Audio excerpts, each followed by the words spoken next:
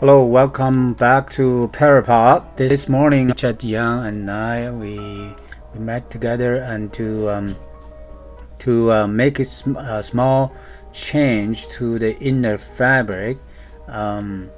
Basically, the exterior layer is still soaked together as one piece, but the inner bag, before it's we call it bag because it's just it's an empty shell, right, hanging from the external covering. We suggest to make this change that we simply make the inner fabric, this piece, this golden color piece, we simply give it allowance along the perimeter, and then we install a zipper, basically all zipped, all zippers around the four edges, so that we can easily take it out and change, make a quick change, because the light weight of the bubbles, right?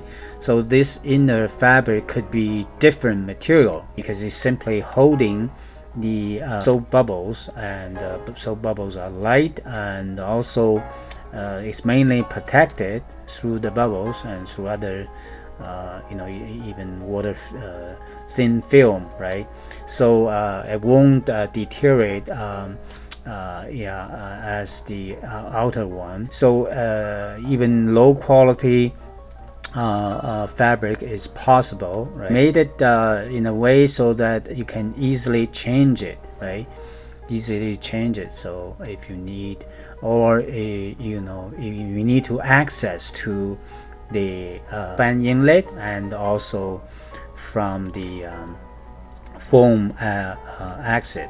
This top part could use the vecro zipper, that kind of vecro thing attached, So so first you attach to the top piece, easy for you to work with, and then you just use normal zipper, good quality zipper, right? And preferably watertight or airtight. Little leakage is not a big deal, because what matters is the bubble generator has to be sealed, and once the bubble reduces, then not much pressure actually inside, right? So, and then when the bubble turns into liquid, it just simply fall down to the bottom. So so even there's some small leakage, it won't be a big problem. There's one more point I'd like to add. Because the bottom is for tracking of liquid, right, and also passing the foam from one section to another. This is air drawing from here, so this is the passage for the foam to come into this, right, to make up the room, because this is relatively lower pressure. The other panel is the adjacent panel is slightly pressurized. So so I suggest that the bottom edge, for I'm talking about where the zipper, right, for the bottom.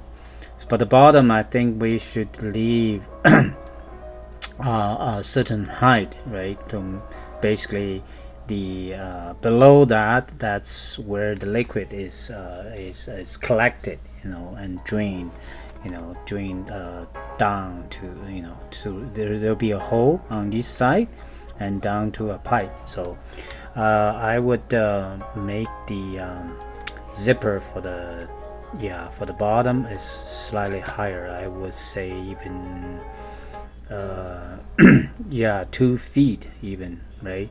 2 feet, and then enough depth to capture the soap liquid, in case somewhere plug, the pipe is, the drain slow down, right, and then we allow some liquid to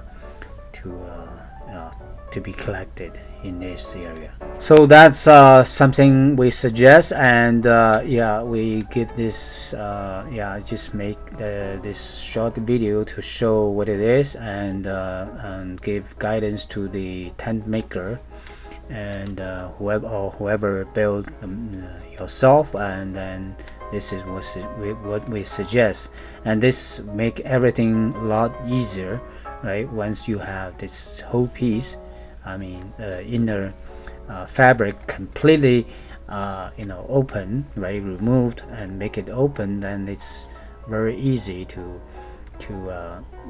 install the tent. So so that's good. I think it's a good system. By the way, just quickly mentioned, we have got these pieces cut, all the straight ones cut and tap welded, and now we're waiting for the bend piece. Okay, this arc, 4 of the arcs to be to be bent into the shape, and then either Monday or Tuesday we can get it, and then weld the whole thing. So then we can bring the the 4 vertical pieces, and then the top pyramid, and then plus the the bottom pieces, 4 pieces at the bottom, and two basically onto the side, and then we weld on side. Yeah, and then that finish the structure. Subscribe to my channel, and so that once we set up, well, we're gonna produce more videos, right? We're gonna even install sensors. We're gonna have a system to monitor everything, temperatures, humidity, other things, right? And so you can see, even without coming to the site, you can see everything inside and outside. So yeah, okay, good. See you next time.